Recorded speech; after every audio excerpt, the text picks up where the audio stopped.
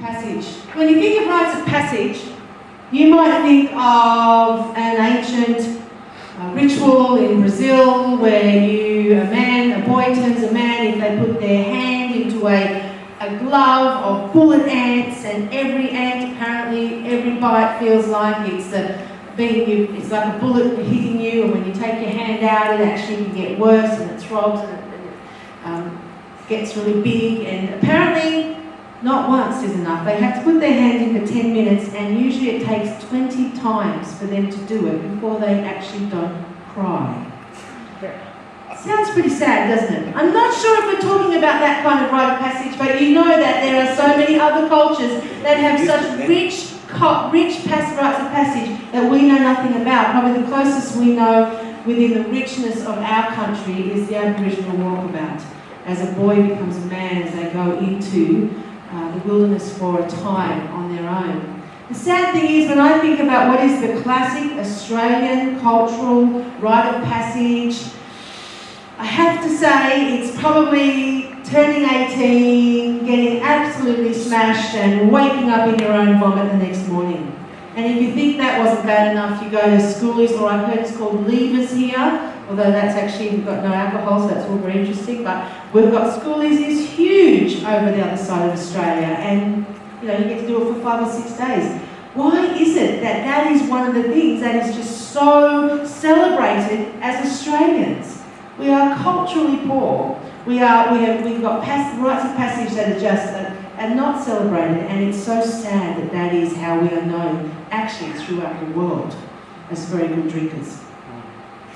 For me, as a parent, my husband and I, we have always felt very passionate at a very young age with our children to be very intentional about helping transitions, creating moments and spaces where we celebrate different parts of life, and not just for our children, but for all of us as we grow together in discipleship.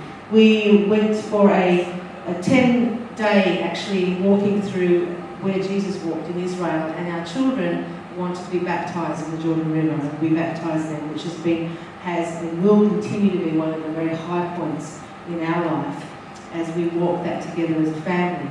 But baptism is one of those times, isn't it? One of those spaces where we really mark a point and we go, this is an anchor point, this is a passage that we want to remember, this is something that we want to celebrate, this is something that we want to do and be very deliberate about, something that we want to be public, something that we need to remember, something where the story, a part of the big story, is created and passed on.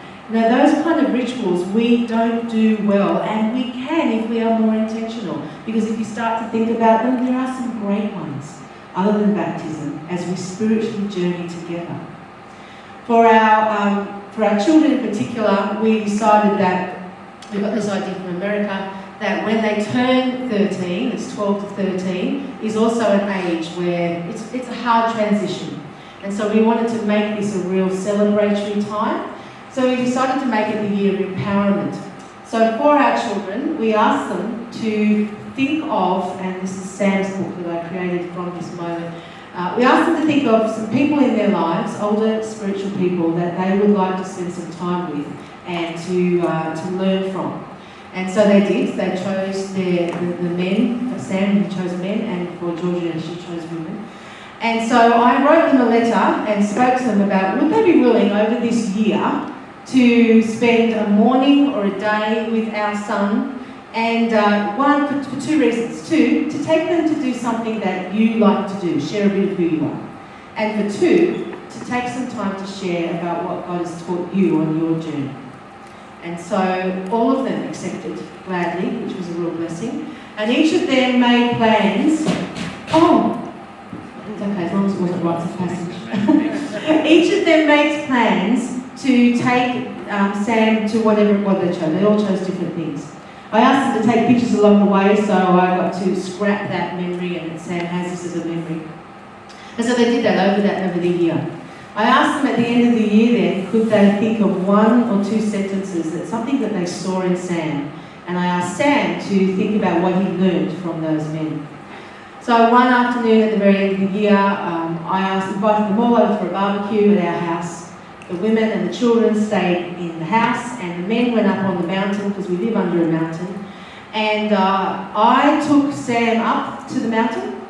I stopped at a certain path and I wrote a poem to him that actually is entitled What's Right With You. I read that poem to him and I said to him, Sam, this is what we see in you. It's what I see in you. I love you and I will always be there for you as a mum, but it's time for you to start taking some steps for yourself, and you're going to walk that track and I'm going to go now and you're going to step out, because we actually believe that you have what it takes to be the man of God that God's called you to be. So I got back in the car and he walked this track, kind of looked back a couple of times and then kept on walking, and it wasn't long down before the track that one of the men jumped out and shared with him what they saw in him, and they walked together to the next man, to the next man, to the next man, until they got to the edge of the cliff where David, my husband, Sam's son, Sam's father, was waiting. David was then able to share with him in front of these men what he saw in him. He gave him a Bear Grylls knife, which was the first time that he'd been trusted with a knife that could seriously chop your arm off, as a symbol to say, we actually believe that you are responsible and you can make good choices. And we walk with you in that. They prayed together, it was filmed, they came back down, we all watched it together as families and we celebrated with a barbecue. We just wanted to create a space, a deliberate, celebratory, public space. Now Sam is turning 18 in a few months. I know that over the last few years, at times when we haven't been that major influence, those men and those people have actually been people that he's listened to and he's walked with as he continues to walk this journey with God. It's about just creating spaces. That maybe sounds too big for you, but to me, nothing is too big to help our children walk with a strong foundation of lifelong discipleship.